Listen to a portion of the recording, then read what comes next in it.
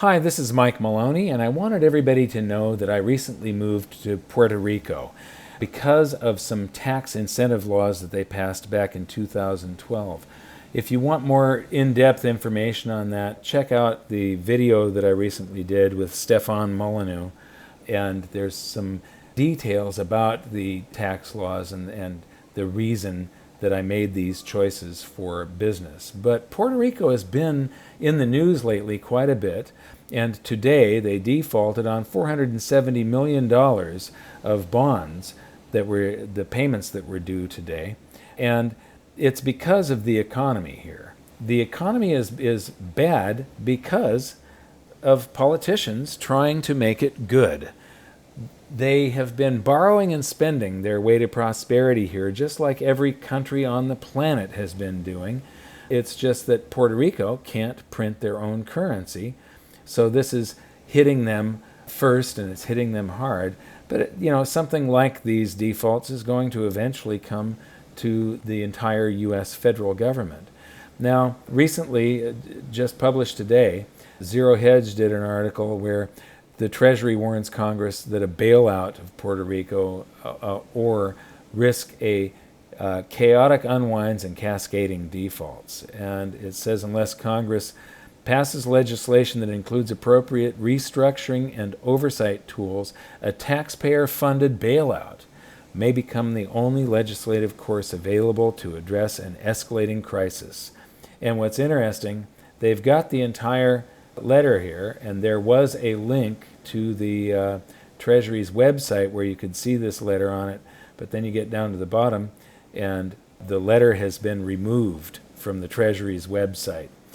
So I find that interesting that Jack Lew posted this letter and then the Treasury took it down shortly thereafter. But Puerto Rico has some serious problems. About 45% of Puerto Ricans live in poverty compared with an average of only 16% in the rest of the United States. And, it's interesting, when I first moved here just a little while ago, very few people, I would deal with the bank or changing over health insurance or whatever, and almost everybody that I talked to thought that Puerto Rico was a separate country. They didn't know that Puerto Rico was a territory of the United States. And now everybody is learning this very quickly because of all these problems that they're having and how it will affect the rest of the United States. But there's about 1,500 Puerto Ricans that leave the island every week permanently. And in the past decade, that's been about 440,000 people that have left Puerto Rico, and that is a very, very significant number. The island only has about 3.5 million people living on it. And to show you how good intentions by government, there was a lot of talk it was last year and the year before, about minimum wage in the United States. And Seattle raised their minimum wage up to $15 an hour, and San Francisco is following suit. And I wrote an article about this in the past, but the free market should be determining what wages are. For instance, hamburger flippers.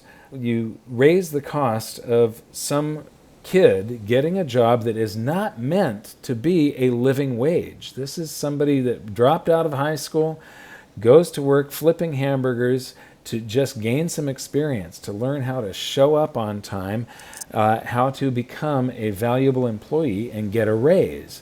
That's what entry-level jobs are for. And when you put a minimum wage on them, it causes things to happen like the invention of a hamburger flipping machine to replace all of those starter jobs. But when you impose a federal minimum wage on a territory where the median household income is only $19,000, this is like a very discriminatory action and prevents these young people from getting a job. In the rest of the United States, the median income is about $52,000 compared to to less than $20,000 for Puerto Rico. So it's a very, very different economy, and imposing that minimum wage is a very discriminatory thing. Puerto Rico does have a very good population demographic. The people that are in the age where they're moving into retirement are way outnumbered by the people moving into the workforce that will support them through Social Security and stuff. So it has this good population demographic, except we just have these discriminatory laws that prevent some of these people from working. And if you can't get a starter job that's meant to give you experience, then you never end up getting a job, period. And your only option is crime.